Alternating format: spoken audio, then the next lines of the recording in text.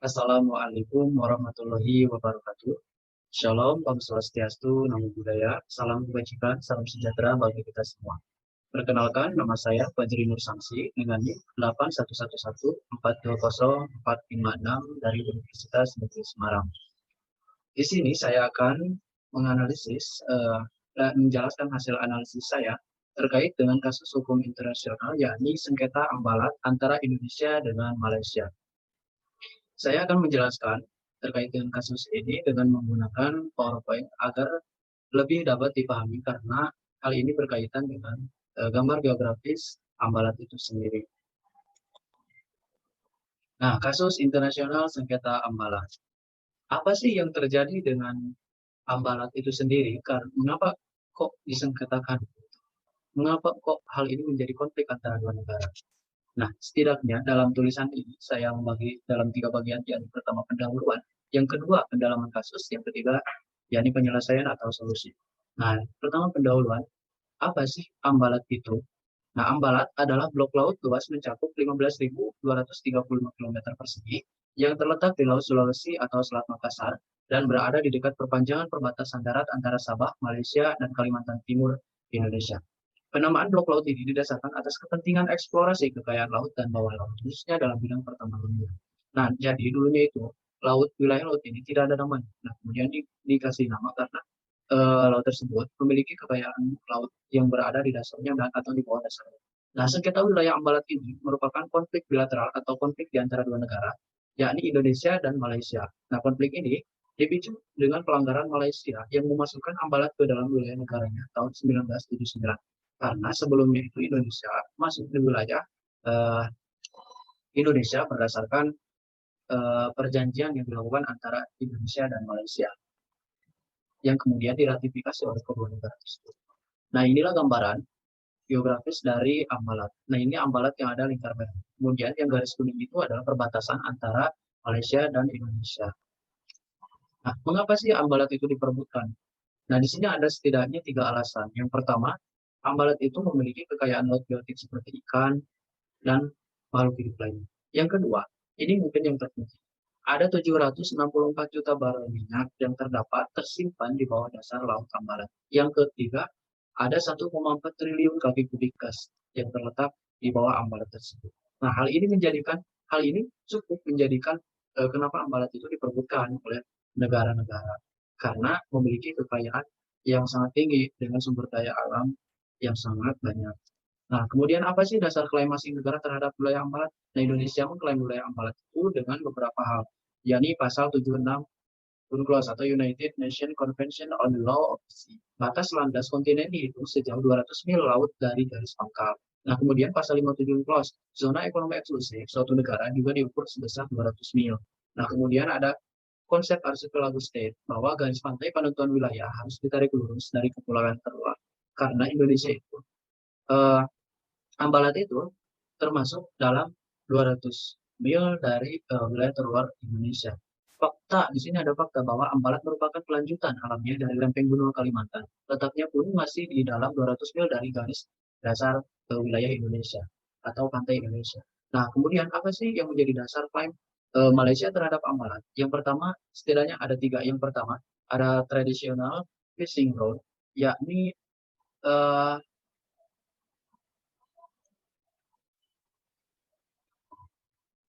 yakni Malaysia menganggap bahwa Ambalat itu sebagai tempat pemancikan ikan tradisional yang dilakukan oleh orang-orang Malaysia sebelumnya atau pada masa lampau. Yang kedua, ada Malaysia memang sudah mempunyai kontrol atas pulau-pulau tersebut ketika Malaysia dijajah Inggris. Karena mengapa Inggris pada waktu itu melakukan penarikan pajak ke peternak penyu di pulau itu pada tahun 1930-an. Sehingga dengan sejarah tersebut membuktikan bahwa Malaysia lebih berhak terhadap Ambalat.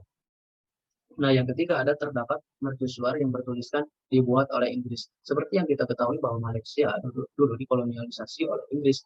Dan kemudian hal ini, kemudian kolonialisasi itu berakhir, dan ini menjadi Malaysia berhak atas Ambalat ini. Karena Ambalat itu merupakan jajahan dari Inggris.